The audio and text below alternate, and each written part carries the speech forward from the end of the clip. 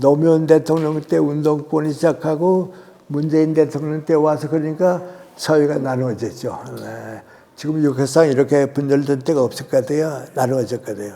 그 혼란이 더 가게 되면 어떻게 되는가 하고 걱정하고 있는데, 선진국가를 가기 위해서는 질서사회가 돼야겠는데 그건 법치사회가 아니고 도덕과 윤리사회야. 종교가치가 있는 사회로 가야 돼요. 근데 그걸 몰라요. 근데 우리도 이제 경험 안 해본 사람은 몰라요. 그러니까 3.1운동 때 뿌리가 된 게 이제 오늘까지 이제 왔는데, 그러면 3.1운동 때부터 어떻게 됐는가? 3.1운동 되고 25년 동안 일제 탈환 밑에서도 교육받고 많이 크리스찬들이 노력을 하고 눈뜨고 그래서 민주주의가 자라가지고 해방되니까 나라가 됐거든요. 그러면 나라가 되고 대한민국이 되고 지금 우리 70년 됐거든요. 그 70년 동안 어떻게 살았는가? 이승만 박사 들어와가지고 4.19가 날 때까지는 독재 정권이에요. 모든 신생국가나 후진국가는 그 과정을 밟아야 돼요. 우리만 밟은 게 아니고 밟아요. 그런데 4.19의 많은 희생을 일으키고도 완전히 독재를 밀어냈어요. 이제는 정부가 독재한다는 게 누구도 허락 안 하거든요. 그 다음에 이제 박정희 정권부터 전두환 정권까지는 군사정권이에요. 이건 후진국가나 뭐 북한이나 공산주의국가 지금도 그러니까요. 군대가 지배해요. 북한도 군대가 지배하고 있고 그랬거든요. 중국도 그러고 말 그래요. 근데 그걸 우리가 민주화 투쟁을 겪어서 전두환 정권 때까지 뭘 거치고 하니 이제는 군부가 배후에서 지배 못한다. 그러니까 안 된다. 끝내버렸어요. 근데 그의 명관이 권력사회거든요. 해방돼서부터 전두환 정권까지는 강자가 약자를 지배하는 강한 세력이 정치가 가지고서 군대와 합해가지고 국민을 지배하면 된다 하는 것이 그걸로 끝났어요. 그리고 끝나고서 나는 거 이제 우리가 대통령 이름을 빌면 김영삼 대통령이죠. 노태우 대통령 정권 넘어가지고 김영삼 대통령이 와서는 완전히 전 나락구실을 했어요. 그걸 우리가 뭐라고 하니 법이 지배하지 권력이 지배하지 못하는 사회. 법치국가가 됐거든요. 그래서 이제 법치국가가 되게 되면 국제적으로 역사적으로 인정하는 독립국가예요. 그러니까 OS 때부터 지금까지 법치국가가 됐거든요. 이젠 세계 어디 가도 대한민국이 얕보는 나라가 없어요. 왜냐하면 다 떳떳한 법치국가가 됐거든요. 그럼 이제 그 다음에 어떻게 되는가? 선진국가가 되려고 하게 되면 질서가 지배한 나라로 가야 돼요. 이제 한 단계 더 올라가야 돼요. 근데 지금 우리가 지금까지 왔는데 이제 질서가 있는 선진국가, 미국, 캐나다, 유럽 같은 나라로 가야겠는데 가지 못하고 다시 내려오려고 그래요.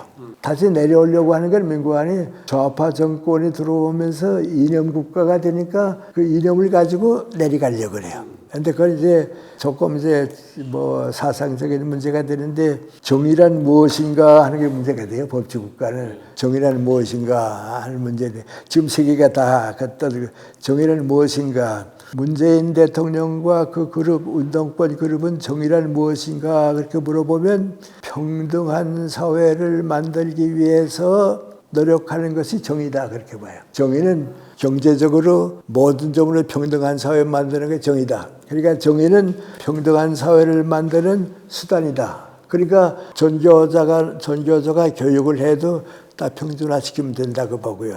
경제도 부자권 내려가지고서 다 평준화시키면 된다고 하니까 권력을 가지고 다시 내려가려고 그래요.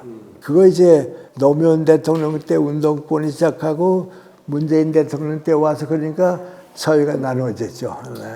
지금 역사상 이렇게 분열된 때가 없을 것 같아요. 나누어졌거든요. 그 혼란이 더 가게 되면 어떻게 되는가 하고 걱정하고 있는데, 선진국가를 가기 위해서는 질서사회가 돼야겠는데 그건 법치사회가 아니고 도덕과 윤리사회야. 종교가치가 있는 사회로 가야 돼요. 근데 그걸 몰라요. 근데 우리도 이제 경험 안 해본 사람은 몰라요. 캐나다에 한번 이제 갔어요. 내 친구가 오래전에 거기에 이민을 갔는데요. 그 친구가 무슨 얘기하나 나보고 그래요. 나 다른 사람 보고는 이런 얘기하면 좀 오해받을까봐 말을 못하는데 김정한테 뭐 얘기해도 괜찮을 텐데 그래요. 그게 무슨 얘기예요? 그랬더니 내가 20대가 됐는데 캐나다가 만약에 지금 나이 많지만 20대라고 하게 되면 우리 캐나다가 전쟁이 나면 나 지원해 나갈 거라고 그래요. 뭐 군인이건 아니건 나 지원해 나갈 거라고. 그렇게 애국심이 생겼어요. 그랬더니 캐나다 정부가 날 그렇게 위해주는데, 그렇게 나를 도와주는데 내가 이 나라 지키지 않으면 누가 지키겠냐고 말이죠. 캐나다를 지키는 것이 나를 지키는 거라고 말이죠. 그래요.